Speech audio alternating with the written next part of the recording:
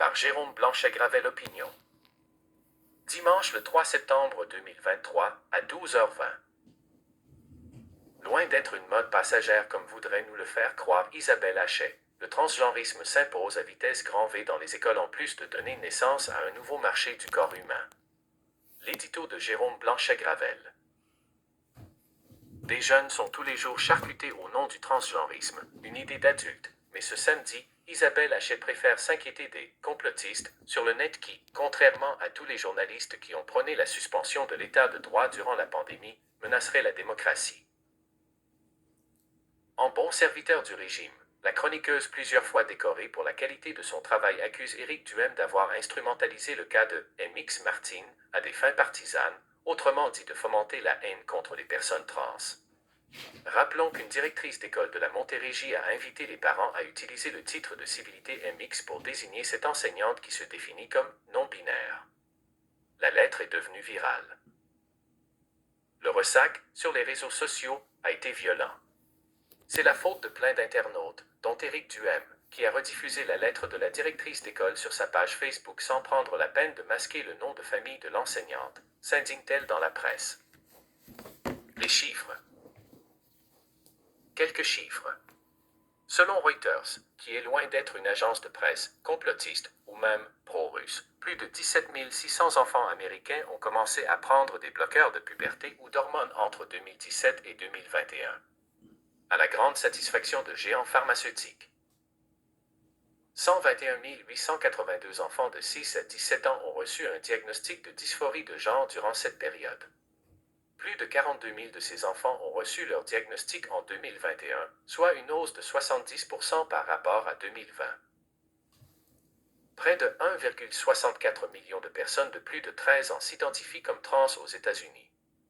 Et ça continue de grimper, comme au Canada, où 100 815 personnes de plus de 15 ans se sont déclarées transgenres ou non-binaires en mai 2021.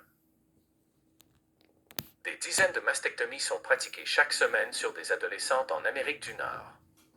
Des médecins deviennent millionnaires en amputant des jeunes en pleine santé, comme Sib Gallagher, une médecin basée en Floride qui profite de sa grande popularité sur les médias sociaux pour promouvoir sa très humaniste pratique.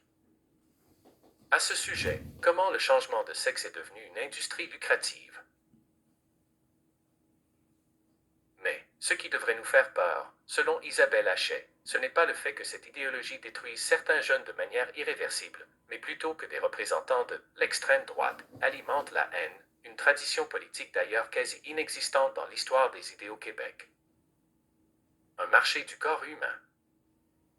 Banaliser cette industrie du changement de sexe et ce nouveau marché du corps humain en affirmant que tout est sous contrôle est totalement irresponsable et inconséquent. Dans son livre Néo-Ante qui n'est malheureusement pas encore traduit en français, le philosophe péruvien Miklo Lukács a brillamment montré les liens qui unissent intrinsèquement le transgenrisme et le transhumanisme, le premier habituant la population à concevoir le corps comme un objet modifiable, mais surtout améliorable. Ces dernières années, le transhumanisme est devenu un champ d'études très bien financé dans des centres de recherche affiliés à des universités aussi prestigieuses qu'Oxford, Berkeley et Cambridge. Avec sa fameuse Silicon Valley, la Californie est l'un des principaux foyers de la révolution transhumaniste. Du complotisme, j'imagine? Ici même, au Québec, une recherche menée par l'Université Laval et l'Université de Montréal s'intéresse aux manières de permettre aux jeunes trans de rester fertiles après leur transition, comme en faisant congeler leur sperme ou leurs ovules. Nos taxes et impôts financent ce genre de délire. Bien-pensants et fanatiques. Les bien-pensants, comme Isabelle Hachey, nous disent que critiquer le transgenrisme relève de la haine et de violence symbolique, alors que des enfants et des adolescents sont tous les jours psychologiquement perturbés et physiquement dénaturés au nom de cette idéologie folle. C'est une boucherie. L'acceptation des prénoms non-binaires et la présence de drag queens dans nos écoles participent à l'imposition de ce courant. À lire aussi, une mère de famille se bat contre la propagande trans à l'école. Il est évident dans cette affaire que la violence la plus barbare n'est pas dirigée contre les personnes trans, mais contre des jeunes innocents qu'on a masqués pendant 2 ans avant de les offrir en pâture à des fanatiques qui voient en eux une pâte à modeler selon leurs fantasmes. Les plus populaires.